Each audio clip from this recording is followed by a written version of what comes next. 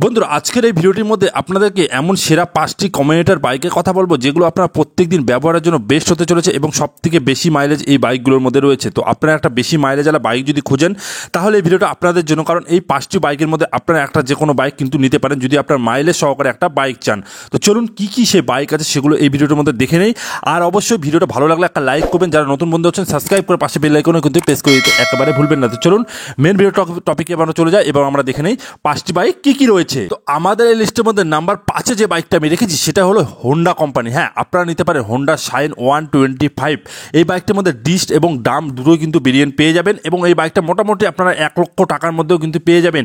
এই বাইকের আপনারা মাইলেজ যদি কথা বলি তাহলে এই বাইকের মধ্যে 55 kmpl এর মতো কিন্তু মাইলেজ আপনারা পেয়ে যাবেন। সাথে এই বাইকে আপনারা 5টা কালার অপশন আপনারা পেয়ে যাচ্ছেন। তবে আমি এই ভিডিওগুলোর মধ্যে আপনি পুরোপুরি ডিটেলসে বাইকগুলোর কথা বলছি না, কারণ হচ্ছে ইঞ্জিন বাইকের মধ্যে কি স্পেসিফিকেশন আছে সেগুলো বলছি না, সেগুলো বললে ভিডিওটা অনেক বড় হয়ে যাবে। আমি এগুলো ভিডিও কিন্তু আগে করেছি যে কোন বাইকের মধ্যে কি স্পেসিফিকেশন আছে, তো সেই জন্য আমি কিন্তু বলছি না, আপনার চ্যানেলে গিয়ে দেখে নিতে পারেন। চলুন নাম্বার 4-এ কোন বাইকটা আছে সেটা আমরা দেখে নিই। দেখুন আমার এই লিস্টের মধ্যে নাম্বার 4-এ যে বাইকটা রেখেছি সেটা হলো হিরো কোম্পানি। হ্যাঁ, আপনারা নিতে পারেন হিরো স্প্লেন্ডার প্লাস কিংবা এক্সট্যাক।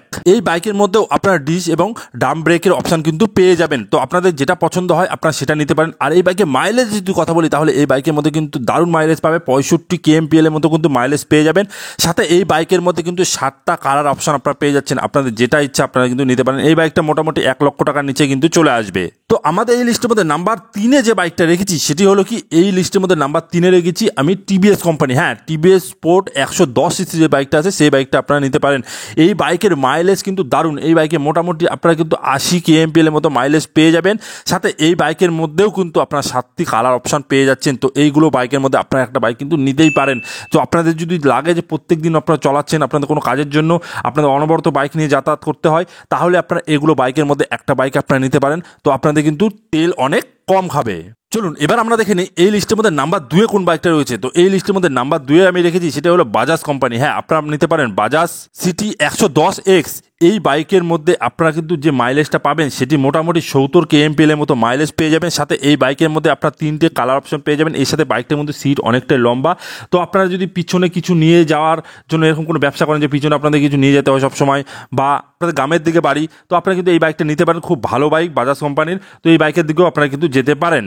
নাম্বার 1-এ যে বাইকটা রেখেছি সেটাও কিন্তু বাজাজ কোম্পানি, আর এই বাইকটি হলো বাজাজ প্ল্যাটিনা 110। আর বাজাজ প্ল্যাটিনা 100 সিসির যে বাইকটা রয়েছে এই বাইকটি আমি কিন্তু অ্যাপ্রক্স মাইলেজগুলো আপনাদের বলে দিচ্ছি, আপনারা বেশিও পেতে পারেন।